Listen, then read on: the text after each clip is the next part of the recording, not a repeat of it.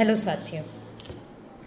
સાથીઓ, social media ઉપર ઘણા બધા મૂર્ખાઓ એવા સવાલો પૂછતા હોય છે કે એટલી બધી સમાનતા જોઈએ છે તો સ્ત્રીઓ આર્મીમાં, ખાણ ખનીજ વિભાગમાં, બીજા બધા એવા અઘરા વિભાગો છે કે જેમાં એકલા પુરુષો મહેનત કરીને કામ કરતા હોય છે, ત્યાં કામ કેમ નથી કરતી?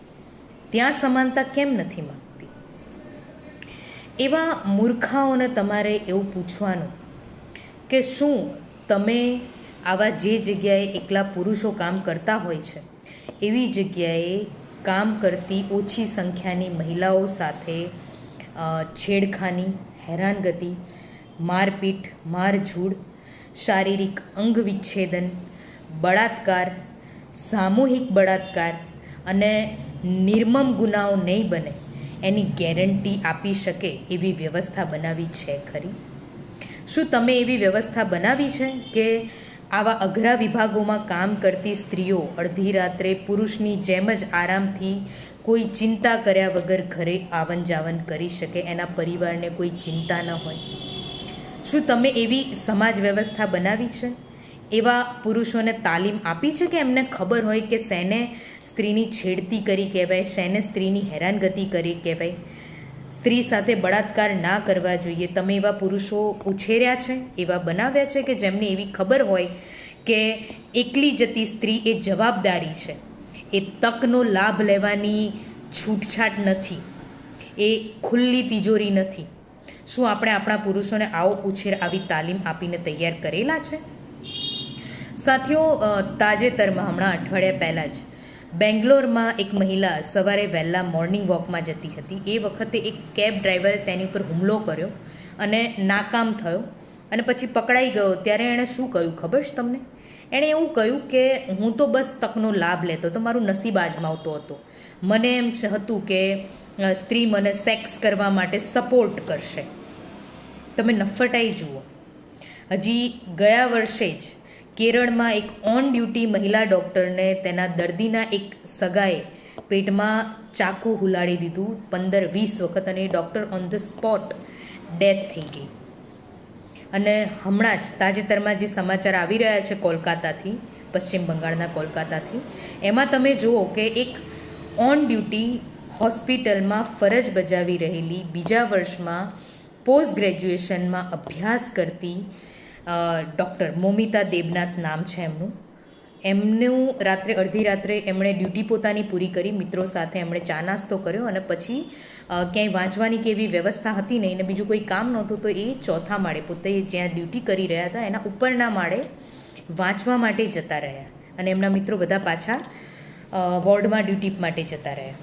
હવે એમને એકલા ત્યાં જોઈને એ સરકારી હોસ્પિટલમાં પોલીસ મદદનીશ વોલન્ટિયર તરીકે ફરજ બજાવતા એક સંજય રોય નામના વ્યક્તિએ, જેના મલ્ટિપલ છૂટાછેડા થઈ ગયેલા છે, જેની ઉપર અગાઉ પણ મહિલાઓ ઉપર ધૂણિત ગુનાઓ કરવાના આરોપો લાગી ચૂક્યા છે અને જે દવાખાનામાં દર્દીઓને દાખલ કરવાથી લઈને રિપોર્ટ્સ કરવાથી લઈને ઘણી બધી બાબતોમાં ભ્રષ્ટાચાર કરવા માટે સંડોવાયેલો છે, એવા વારંવાર જે વ્યક્તિ ઉપર આરોપો લાગેલા છે, એ વ્યક્તિએ એ મહિલા ડૉક્ટરને એકલી વાંચતી ભાડીને તેની સાથે નિર્મમ બળાત્કાર કર્યો અને તેને બહુ જ ગંદી રીતે તેને શારીરિક અંગ વિચ્છેદન કર્યા છે, એટલી ખરાબ રીતે કે તેના શરીરના મલ્ટિપલ જગ્યાએથી બ્લીડિંગ થયા છે અને એની ડેડ બોડી જોઈને ત્યાં જે તેના સાથી કર્મચારીઓ હતા અને જે પોલીસવાળા હતા એ લોકો પણ ગભરાઈ ગયેલા અને એમનું મગજ પણ બેર મારી ગયેલું, એટલી ગંદી રીતે બળાત્કાર અને હત્યા કરી છે. અને આ માણસ પકડાયો તેના તૂટી ગયેલા બ્લૂટૂથ દ્વારા. અને એ માણસ જ્યારે પકડાયો, સંજય રાઉત નામનો બળાત્કારી અને ખૂની, તો એ માણસને ડર નથી, તેને શરમ નથી, તે પોલીસને પાછો એવું નફટાઈથી કહે છે કે તમારે ઈચ્છા હોય તો તમે મને ફાંસી ચડાવી દો. અને એની આ નફટાઈ, આ ઓવર કોન્ફિડન્સનું કારણ ખબર છે તમને? આ હત્યાકાંડમાં, આ મહિલા ડૉક્ટરના બળાત્કાર અને હત્યાકાંડમાં એવી આશંકાઓ સેવાઈ રહી છે કે આ મહિલા ડૉક્ટરના જ એક અન્ય સાથી ડૉક્ટર પુરુષ મિત્ર એ પણ સામૂહિક બળાત્કારમાં આ સંજય રોયની સાથે સંડોવાયેલો છે. અને એ જે ડૉક્ટર છે એ બહુ મોટા રાજકીય માથાભારે વ્યક્તિનો સગો છે, એટલે એને છાવરવા માટે સંજય રાઉતને હાલ પકડી લીધો છે અને બીજા બધાનું નામ બહાર નથી આવી રહ્યું. પરંતુ પોસ્ટમોર્ટમની પ્રાથમિક તપાસમાં એવું જણાવ્યું છે કે આમાં ચોક્કસથી સામૂહિક બળાત્કાર અને હત્યા જોવામાં આવી રહી છે. તમે વિચારો મિત્રો કે આવામાં કોઈ પણ પરિવાર પોતાની દીકરીઓને કોઈ અઘરી જગ્યાએ કઈ રીતે કામ કરવા મોકલી શકે, અથવા તો કોઈ સ્ત્રી પોતે પણ એવી જગ્યાએ કઈ રીતે કામ કરી શકે કે જ્યાં એના જીવનો, એની ઇજ્જતનો, એના સન્માનની સુરક્ષા એને નથી મળી રહી. નાની મોટી છેડતીની ઘટનાઓમાં તો આપણે મહિલાઓની ફરિયાદ સાંભળતા જ નથી. જ્યાં સુધી હત્યા, ખૂન, બળાત્કાર અને મોટી દુર્ઘટના ના ઘટે ત્યાં સુધી આપણે સ્ત્રીઓની ફરિયાદને નકામી જ ગણી લઈએ છીએ. અને એ જ કરવાના કારણોસર આવા બધા વિકૃત પુરુષોને છૂટો દોર મળી જાય છે. આવું રોજ બને છે અને રોજ આવું જોતા હોઈએ છીએ. અને પછી જ્યારે કોઈ મૂર્ખ માણસ આવીને ધડ માથા વગરની દલીલો કરે ને ત્યારે અમારું મગજ ખરાબ થઈ જતું હોય છે કે આટલા બધા ડોબા માણસો છે, આ લોકોનું સહેજ પણ ઓબ્ઝર્વેશન નથી, રોજ ન્યૂઝપેપર નથી જોતા, છાપા નથી જોતા, મેગેઝિન નથી વાંચતા, સમાચારો નથી જોતા. તમે જુઓ તો ખરા, તમે ખુદ જો મા બાપ હોવ તો તમારી દીકરીઓને આવી જગ્યાએ કામ કરવા મોકલી શકો? તમે વિચારો કે હોસ્પિટલ તો કેટલી સિક્યોર જગ્યા ગણાય કે જ્યાં તો એટલી બધી મહિલાઓ હોય, નર્સ તરીકે, ડૉક્ટર તરીકે, આયાબેન તરીકે, દર્દીના સગાઓ તરીકે, ઇવન પોલીસ સ્ટાફ તરીકે પણ હોતી હોય છે.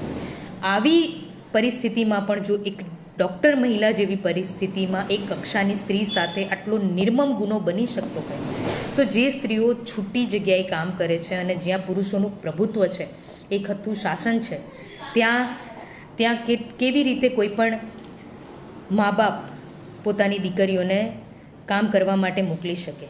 વિચારો જરા.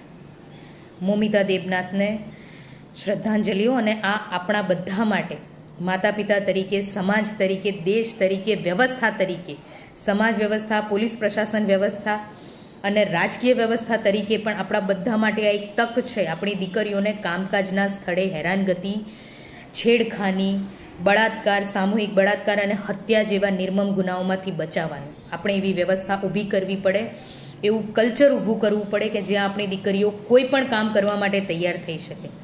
આપણે ત્યાં સ્ત્રીઓમાં કામ કરવાની ઈચ્છા શક્તિ નથી કે લાયકાત નથી એવું નથી, પણ આપણે એમને એ કલ્ચર નથી આપતા, એ વાતાવરણ નથી આપતા કે જ્યાં એ પોતાની જાતને સુરક્ષિત મહેસૂસ કરી શકે અને દરેકે દરેક કામ કરી શકે. પ્લીઝ આ બાબતને ખૂબ ગંભીરતાથી લો એવું હું તમને સૌને વિનંતી કરું છું. જય ભારત.